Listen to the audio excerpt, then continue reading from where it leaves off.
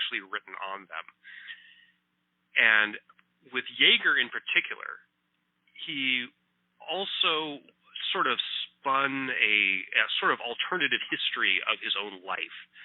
He was a very prolific maker, of course, of these tapes, and constantly attended motivational rallies and that sort of thing. And he gave repeatedly this very sort of Horatio Alger story of his own origins, that he was, from Fulton, New York, and he was a beer salesman, and he was very poor, and all this kind of stuff. And then he found the Amway miracle and became rich and successful.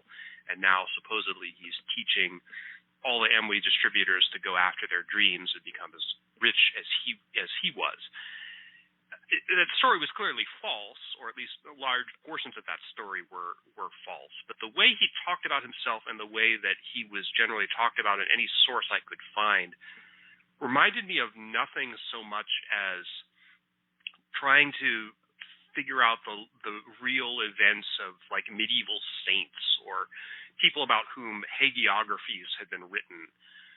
These very mysterious figures whose real lives have been subsumed by kind of a public persona that tells a story, and no one is there to push back against that story. And so I was very interested, and I was shocked that I went to look up what was written on Dexter Yager. So of course I went to Wikipedia and typed, he doesn't even have a Wikipedia page, which astonishes me, because I think Dexter Yager is one of the most audacious grifters in recent American history. He made hundreds of millions of dollars on the Tool scam, and he also had an incredible reach into the political life of the political history of the United States. He was very good friends with Jim Baker and others in the Christian right. One of his friends, I'm sure we're going to talk about him, was Doug Weed, who was the conduit between the religious right and the Bush family. So these people have deep roots into the political culture, religious history, and they're unknown in history, virtually unknown. So I started doing some work and trying to research them and figure out what happened. And I came across this amazing story, not just the origin of the Tools cult, but also there was first of all, you have to understand that the Tools business is separate from the Amway business. The Amway multi-level marketing business is run by totally different people. And the Tools business is sort of like a pyramid that kind of hides in the shadow of Amway.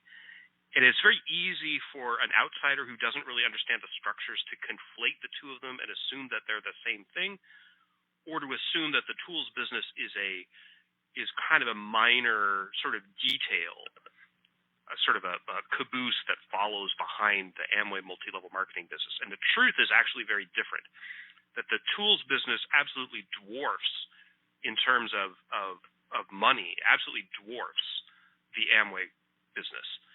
And they exist, these two structures exist kind of symbiotically, but they really don't like each other.